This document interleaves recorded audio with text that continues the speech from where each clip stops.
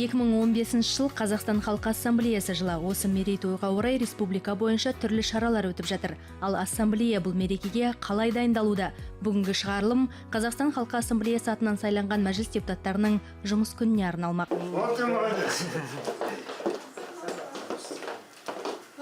Добрый день.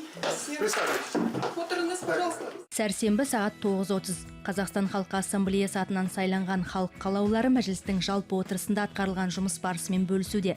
Мәжілісте Қазақстан Халқы Ассамблеясының 9 мүшесі бар. Жуырда ғана олардың жартысы менің Қазақстан пойызымен сапардан оралды. Встречи с гражданами. Азаматтармен кездесулер өткізіп, халықты қандай мәселелер мазалайтындығын біліп қайттық. У меня тоже было 34 обращения. Менің атыма да 34 өтініш жолданды. Кейбір мәселелерді сол жерде әкімшіліктің көмегімен шешуге тырыстық. Ал қалғаны қазір қаралып жатыр.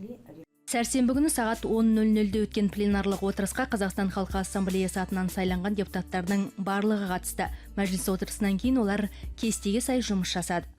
Қандай халық сіздің ойыңызша? Қазақ халқы қонақжай. Жылқы мінезді. Қазақта айтады, қонақ торға келіңіз. Төрге келіңіз. Не істейді қонақ келгенде? Ауыл аман ба? Ауыл аман ба деп қарсы алады. Күлімдеп жылы қарсы алады. Жақсы. Сәрсенбі сағат 12:00 Қазақстан Халқы Ассамблеясы атынан сайланған депутаттар тобы жетекшісінің орынбасары Егор Капелде қазақ тілі сабағы. Ол ары қарай жұмыс жасау үшін және қазақ тілді достармен еркін араласу үшін тілді терең меңгеруім қажет деп санайды. Егор Яковлевичтің ұлты неміс, жұбайы украин, бір келіні қазақ, екіншісі орыс, күйеу баласы татар. Ол ұлы Абайдың тілін еліміздің кез келген азаматы білуі тиіс деп санайды. Как депутат у меня сегодня я чувствую себя не совсем комфортно. Мәжіліс отырысында депутат ретінде қазақ тілінде айтылған бір мәселені түсінбей қалсам, өзімді ыңғайсыз сезінемін.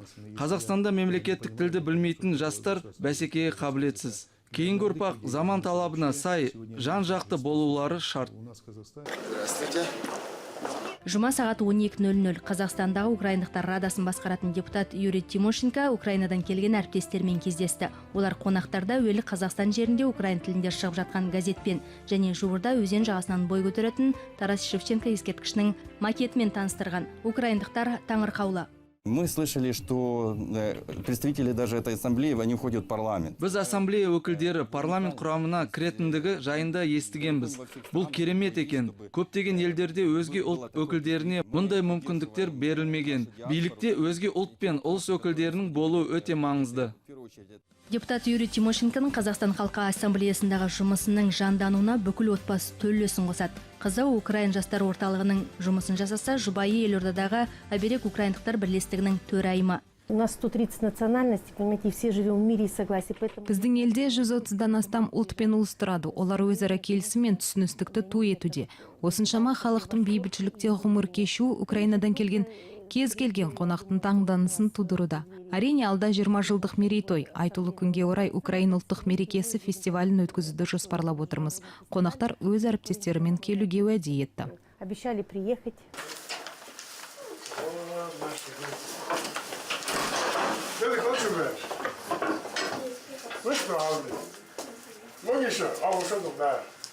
Жексенбі сағат 12:00 бұл күні депутат Ахмет Мұрадов балаларын жексенбілік Шешен Ингуш мектебіне алып барады. Олар ана тілінде дәріс тыңдап, Шешенстан, Ингушетиядан жіберілген оқулықтармен білім алады. Тегін курсқа кез келген қазақстандық жазылуға құқылы. Поблагодарить в первую очередь мам, пап, которые там дома, которые думают о том, чтобы наши дети выросли такими, какими мы о них мечтали, правда? Но вы их сюда не привели, если бы здесь не были вот такие папы, мамы. Депутат Ахмет Мұрадов жексенбілік мектепте білім алып жатқан балалармен әңгімелесіп, оларға вайнақ тілі және салт дәстүрмен қатар мемлекеттік тілді білулері қажет екендігін түсіндіруде және көпұлтты Қазақстандағы ынтымақтастықтың нығаюына төл үлестерін қосу кейінгі ұрпақтың міндеті екендігін жастардың санасына сіңіруді көздейді.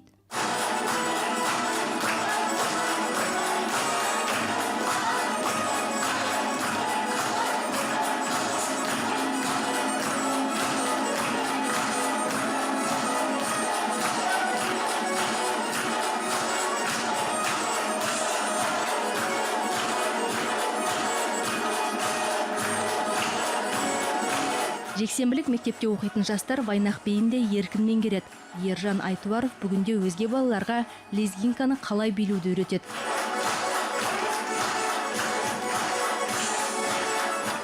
Сабақ бере бастаған 3 жылдан асты. Қызығушылық маған биге туды. Лезгинка би ең әдемі би ғой дүниедегі. Ұқсастықтары бар. Әсіресе жеті ата сақтайтындар ұнайды. Оларда біз сияқты әпке қарындастарына қызғаныш сезімдері бар.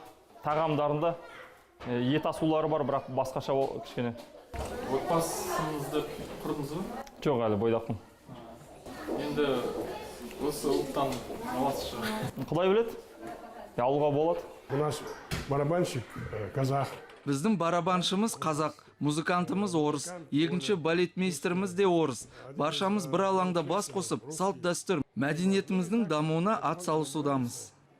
Жұма сағат 13:00 депутат Зухра Саяпова үйіне түстенуге келді. Өмірлік жары Мұхлис 20 жыл бойы сал ауруынан зардап шексе, 2-ші сыныпта оқитын немересі Даниэль туғаннан көрмейді. Приехал туда, брату, остался здесь. Осында тұратын ағамның үйіне қонаққа келіп, қазақ жерінде қалып қойдым. Зухра ағамның көршісі болып шықты. Олар Қарағанды облысынан көшіп келген екен. Бірге доп ойнап жүріп, жақын араласып кеттік. Кейін отбасын құрдық. Саяповтар отбасын өмір сынақтары сүріндіре қоймады. Жанұямыз күн өткен сайын ұлғайып, шағын ассамблеяға айналуда деп қалжыңдайды Зухра Әлеудиновна. Ерлі зайыптылар татар ұлтының өкілдері болғанмен қыздары қазаққа күйеуге шыққан. Ал ұлдары Азербайжан ұлтынан келін алса, немересі Дамир башқұрт қызына үйленіпті. Единство, оно должно начинаться в семье. Бірлік отбасынан басталу керек. Үлкенге деген құрмет, кішіге деген ізет, бір-бірімізге деген сый құрмет жанұяда қалыптасады. Әрбір отбасы қоғамның дамуына өз үлесін қосады. Мемлекеттің іргесінің мығым болу, онда тұратын халыққа байланысты.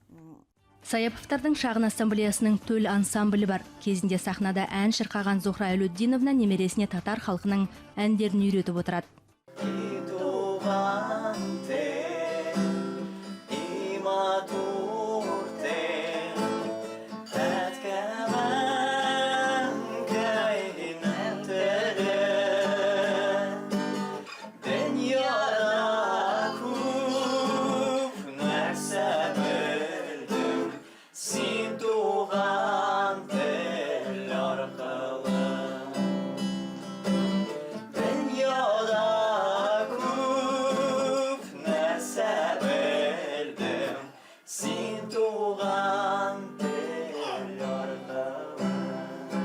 Еліміздің басты байлығы ұлтаралық татулықты ту еткен Саяповтар отбасы көпұлтты Қазақстанда тұрғандығын мақтан етеді және этносаралық келісімнің қазақстандық моделін кейінгі ұрпаққа мирас етуді көздейді.